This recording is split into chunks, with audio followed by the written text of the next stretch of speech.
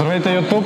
В днешния епизод ще ви представя едно момче, което ми е дългогодишен клиент беше. След това пое по собствения си път в развитието си като треньор. Това е Константин Георгиев. С него днес ще ви представим една тренировка, която така и двамата сме изпробвали, и двамата сме големи фенове на Чарлз Поликин. German Body Composition.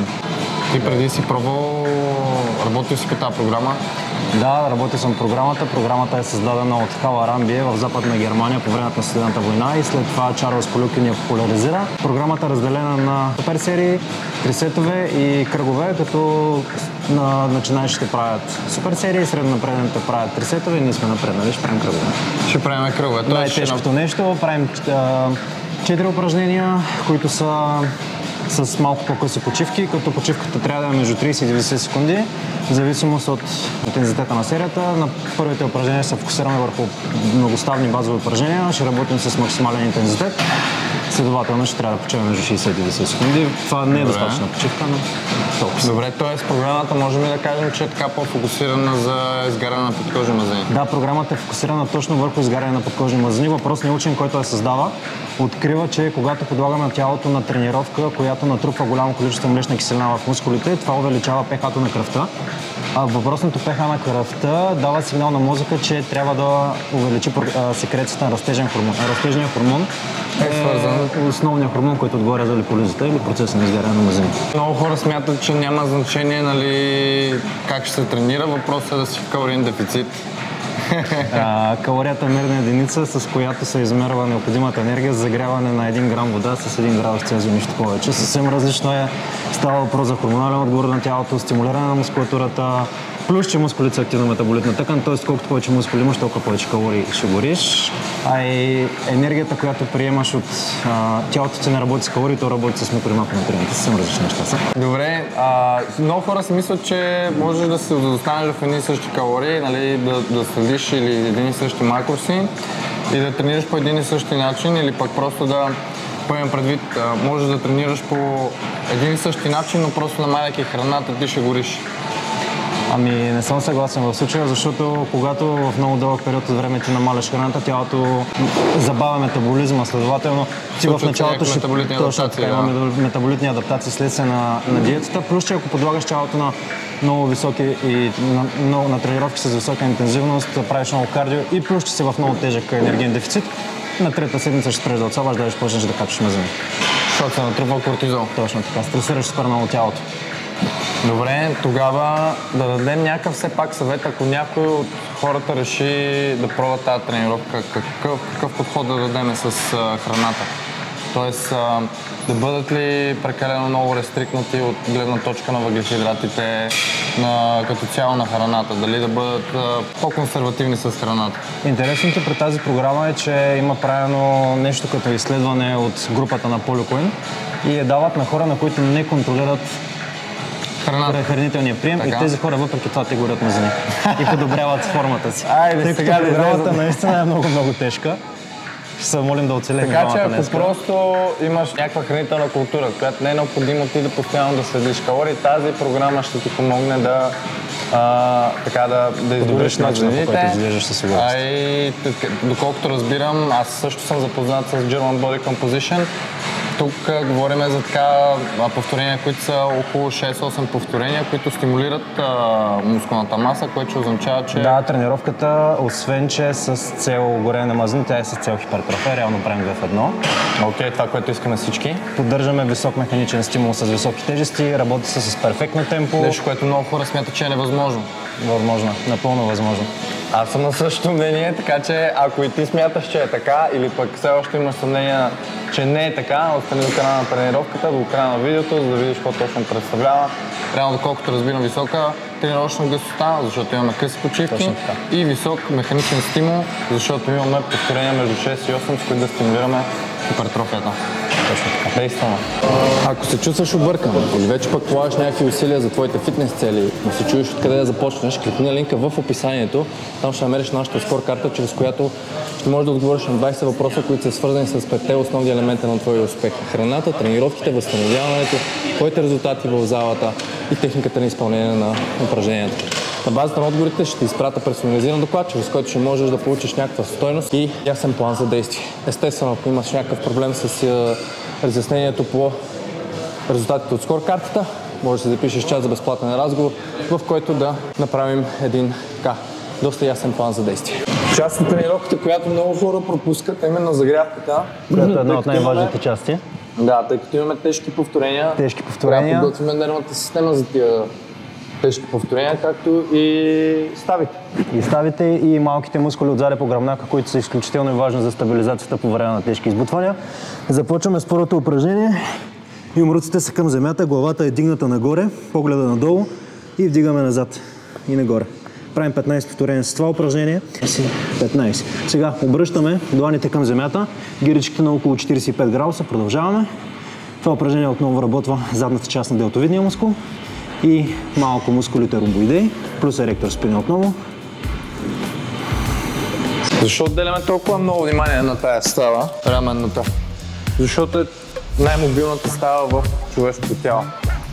И тези движения, които правим в момента, са превенция. Добре, преди да започнем, имаме вече същинската загрявка, с която е свързана вече с тежест, самите упражнения. Точно така. Две са основните неща, които трябва да направим по време на вработването за работните серии. Първото, да покажем на тялото какъв е обема на движение, т.е. да правим загрявката с пълен обем на движение. И второто, което е още по-важно, да подготвим мозъка и нервната система, че тежестите стават все по-тежки. И да не си измаряме мускулите. Тоест, по време на загрявката е хубаво да правим ниски повторения с темпото, с което ще работим, с пълен обем на движение. Тоест, целта е да направим 100 кг на лежанката за 8 повторения. Започваме лоста 4, 60 кг, 4, 70 кг двойка, 80 единица, 95 единица и отиваме на работната серия.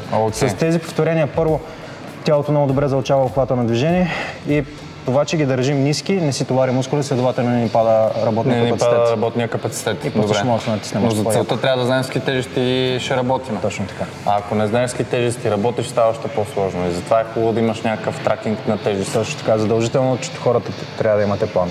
Да, трябва да имате план. Окей, добре. Кои са упражненията, които ще правим? Започваме с лежанка с дъмбели на 30 градусов наклон, след което имаме 90 секунди почивка, преминаване на български клек, след това 90 секунди почивка, набиране с подхват, след набиране с подхват 90 секунди почивка, румънска тяга с дъмбели. Първото упражнение, повторенията са между 4 и 6, с темпо 4, 1, хикс, 0. Хикс ще означава, че имаме експлозивна контракция. Да, интересното при тази програма в German Body Composition е, че концентричната фаза се изпълнява максимално експлозивно и много контролирано. Българския клек също нещо, 4 секунди надолу, 1 секунда пауза в разтегната позиция, рязко нагоре. Набирането имаме 5 секунди негативни тук. 5 секунди негативни. Връщаме надолу, пауза в разтегната позиция, 1 секунда пауза, когато брадата мине лоста. И след което преминаваме на румънската тяга, където имаме също нещо. 4 секунди надолу, секунда пауза в разтегната позиция, рязко нагоре, горе стягаме готелса и задържаме 1 секунда.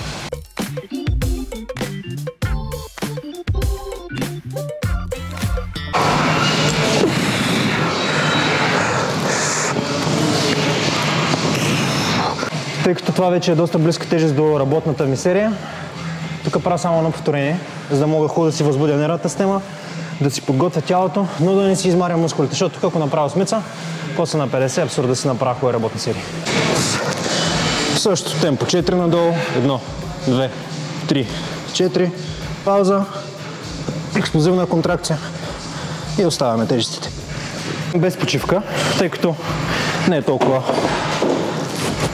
трудна. Тук ще работи с 30 и за 24 ще направя една двойка.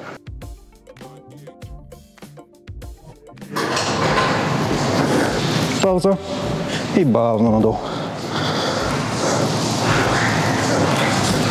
И сега ред на митак. И сега вече сме готови за работните серии, така ли? Не, ще направя още една загряваща серия на 46 за едно. Защото тук ще е голям скок, това са 10 и 10 на ръка, 20 кг. Не е хубаво толкова големи скоци. Даже има едно нещо, което се нарича проприоцептична серия. Да направим едно повторение на тежест по-висока от работната, което допълнително възбужда нервната система и работната серия след това не е още по-лесна. Тук нямаме по-големи дъмбели от 50, така че ще направя единица на тежест близка до работната ми. Почивам си и започваме.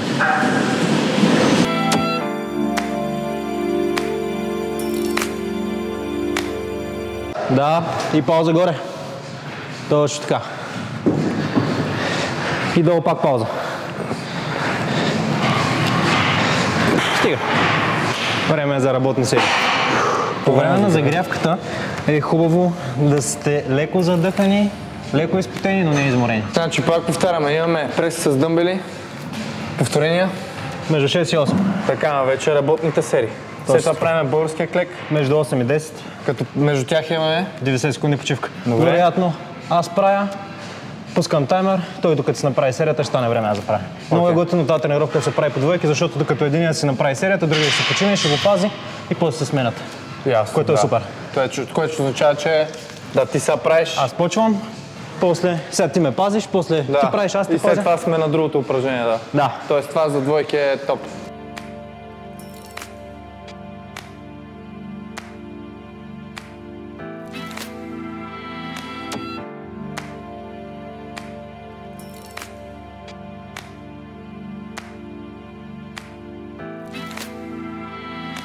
Забелязвам, че много хора им е трудно да си намерят правилната позиция по време на българския клек. Има една много лесна техника как да го правите.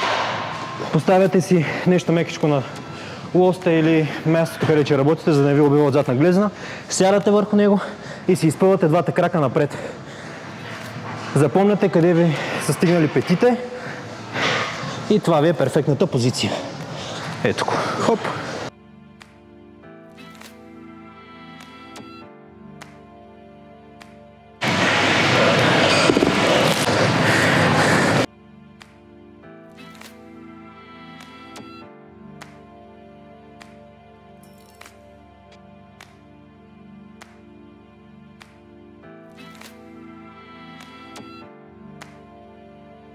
На тези, които гледат видеото, им е леко или имат повече сила в дърпащите мускули, добавете си тежести. Много е важно, както заставам и така, по време на дърпането да източите гърдите. Така имате много по-добра активация. Тук правим между 8 и 10 повторения.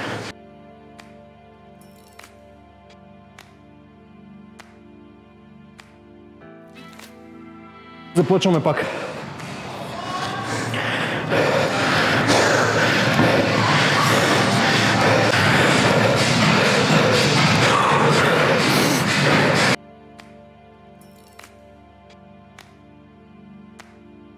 Прогрес в оверлоад може да се изразява в много различни неща. Обем, интензитет, гъстота. Не само в тежести. Не. Даже дори и темпото. Днес съм направил 4 секунди ексцентрична, другия път ако направя 5 секунди ексцентрична или увелича паузата в разтегната позиция с по 1 или 2 секунди. И ако сметнем времето под напрежение днес и времето под напрежение следващата тренировка, с различно темпо, но за едни и същи повторения, аз много съм прогресирал, защото мускулите са били по-дълго време под напрежение. А имайки на предвид, че темпото на повторението или времето под напрежението може да увеличим не директно мускулната хипертрофия, но може да увеличи връзката между мозъка и мускула, което може да окаже влияние върху силата да окаже, т.е. има косвена връзка между time under tension и хипертрофията. Със сигурност. Не директна, но косвена. Според мен е директна. Защото... Това много хора ще спорят с тебе. Супер, сега ще ви обясня защо. Имаме три основни стимули за хипертрофия. Механично натоварване, метаболитен стрес и увреждане на мускулите след упражнение, т.е. така наречените мускулни muscle damage. Когато увеличаваме времето под напрежение, т.е. ексцентричната част на движението, първо увеличаваме времето на напрежение, което води до натрупване на по-голямо количество метаболити в мускулите, в частност млечна киселина, неорганичен фосфат и водородни катиони, които активират ензимни пътища вътре в мускулите, които стимулират хипертрофията. Има изследване за това нещо, който не вярва да пише, ще му ги изпратим. Харесвам. Написах си домашното. А сега да тренираме. Много подготвен, много подготвен!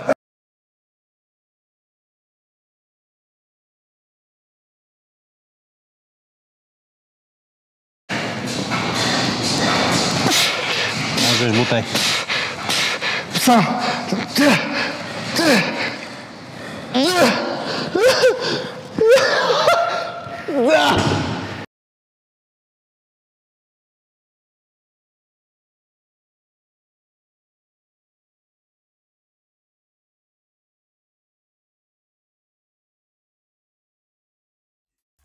Набиране! Опа!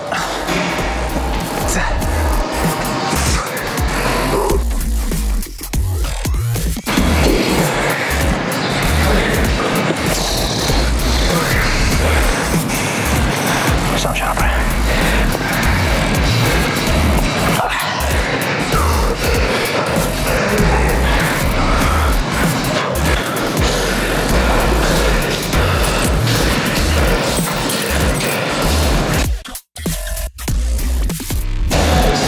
Гъмелите плътно до ръката.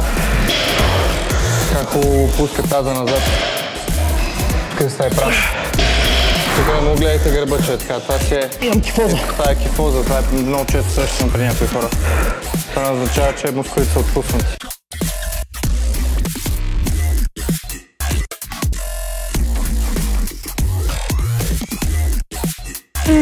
Бутай. Уха.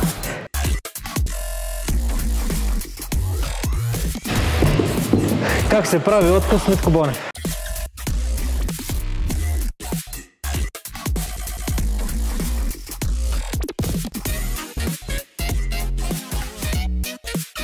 Последно.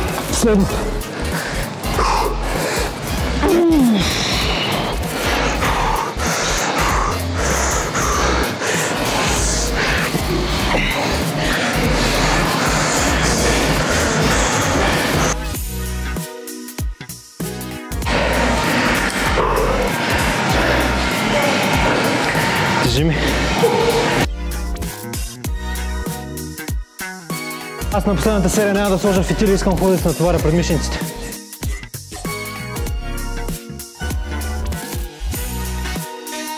Добре, трябва ли да стигаме до отказ всеки път? Според мен не, защото така натрупваме много голямо количество локална умора. Първо в мускулите, в ставите и много голяма системна умора в нервната система. Но на последната серия няма да навреди със сигурност. Но ако правим 3 работни серии и на всяка серия стигаме до брутални откази, няма да е добре. Сигурно това ще доведе до регрес. Аз обичам да правя, примерно, седмица, в която знам, че всяка последна серия ми е до отказ. Следващата седмица, максимум следващата седмица, т.е. 2 последователни седмици и след това 2 последователни седмици няма.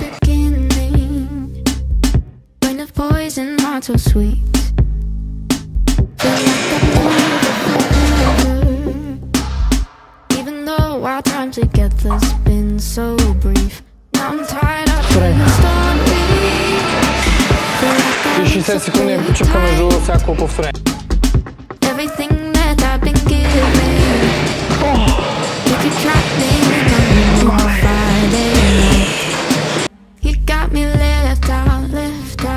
Така, тук отново имаме сериозен time under tension.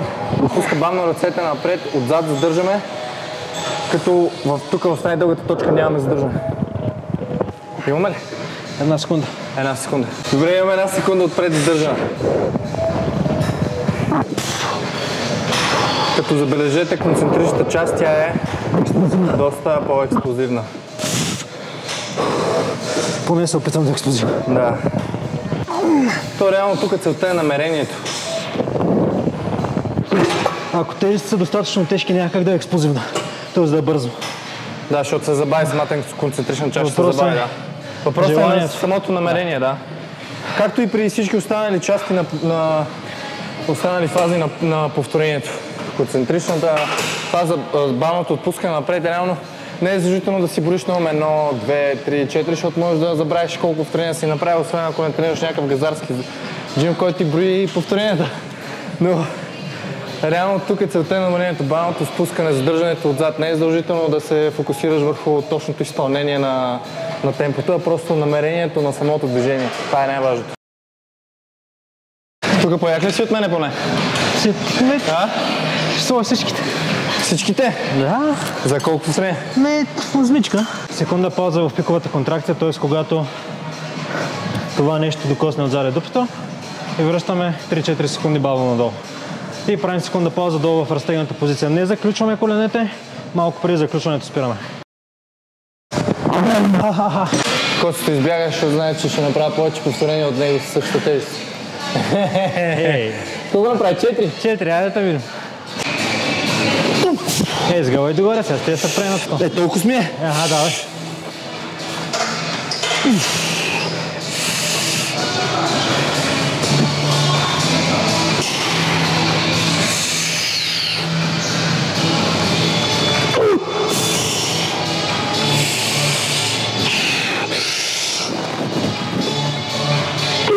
Пет, давай, можеш още едно.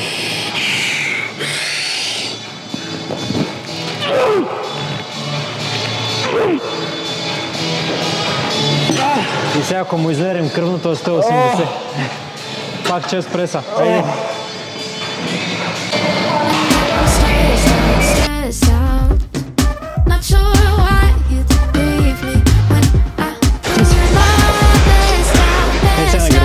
Още едно допълнително предимство на тренировките по двойки е, че да, пълно време става. Айде. Ще ти сложа една снимкаст, как беше ти на 19. Сложи.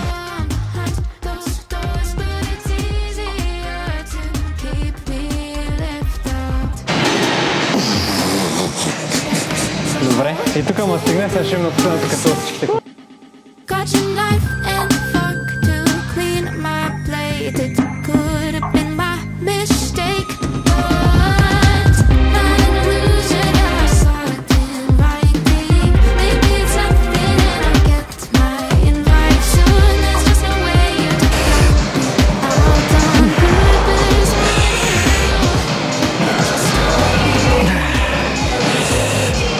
В смисъл, ела по-близко да видиш какво виждам. На подсъзнателно ниво, когато си по-релефен и правиш тази бедрена екстензия, на никой друго упражнение не ми се случва така.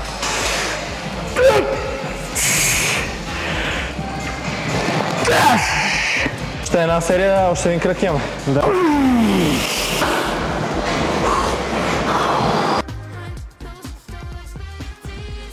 Заболям главата. Заболяхте главата ли?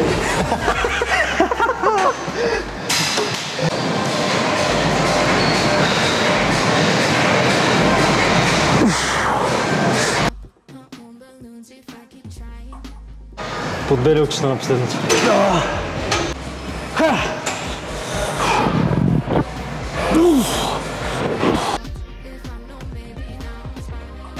Не знам за информативно видео дали ще минем, а за хумористично със сигурност минаваме. Дай! Добутай ми последните две. Тук вътре наче.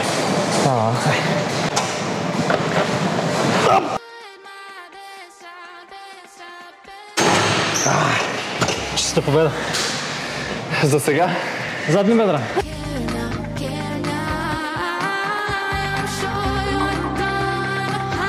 Ай, последно, брат. Последно коц. Дай ги тук до отказ. На макс. И ще направим малко паршали за накрая. Какво значи? Честиш? Направиш отказ загоре. Долу има японско изследване, че хипертрофията долу показва по-голяма... Между другото, вярно има някакво японско изследване, което показва по-добра хипертрофия в долната част. Искаш ли аз да ти кажа едно българско изследване, че ако го направя това нещо ще повърна със сигурност? Дай, 7, 6, 5, 4, 3, 2,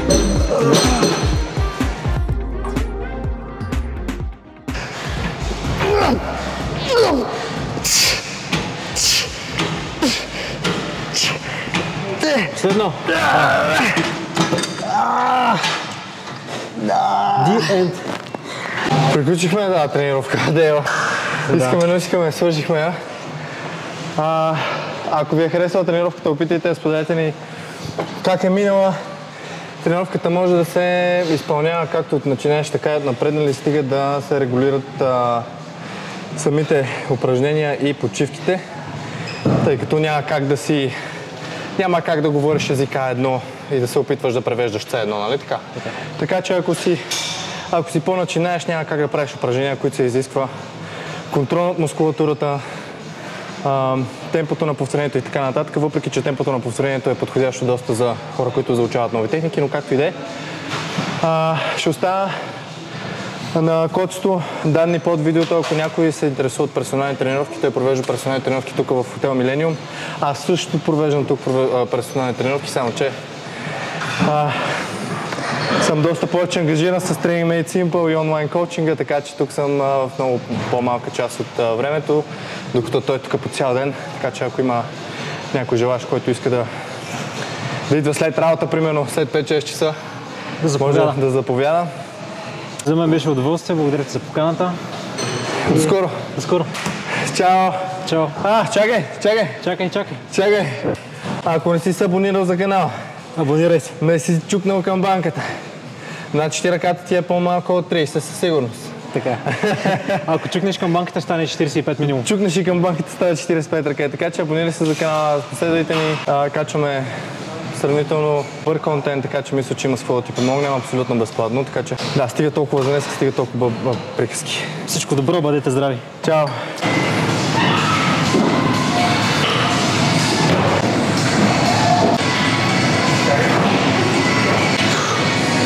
Ведрата.